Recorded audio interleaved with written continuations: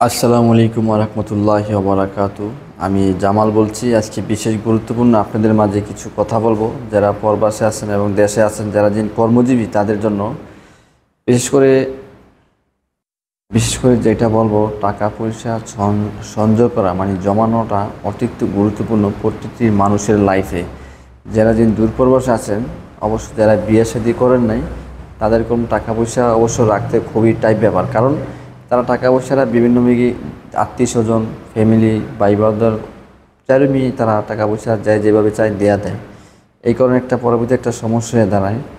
আশা করি এর থেকে অবশ্য সব কিছু বুঝা জানা শুনে চলার প্রয়োজন দরকার, যার কারণে একটা সময় সমস্যা ধরে।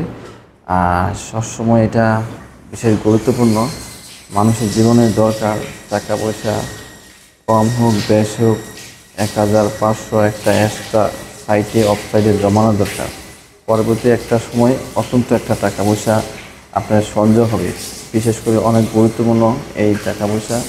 এবং একটা সময় আপনি প্রচুর পরিমাণে সমস্যা পড়লে টাকা হাতের কাছে পাইবেন না, তখন একটা সমস্যা দাঁড়াবে। তখন এই বলে আপনাদের অবশ্য অতি গুরুত্বভাবেই সুস্থ জীবন, ভালো জীবন, পরিপূর্ণ জীবন থাকতেই আপনাদের টাকা পয়সা সঞ্চয় করা দরকার।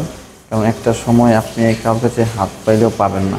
আপনার কর্মজীবন থেকে আপনার পরিস্থিতির অভিজ্ঞতা নিয়ে বা অনলাইন ওয়েবসাইট থেকে বিশ্ব বুদ্ধিজীবীরা, যেমন জ্ঞানীরা, যারা দিন জ্ঞান অর্জন করে, যারা দিন গবেষণা করে, তাদের থেকে অবশ্যই কথা যুক্তি কাজে করে আপনারা অতি দ্রুতভাবে টাকা পয়সা সঞ্চয় করেন।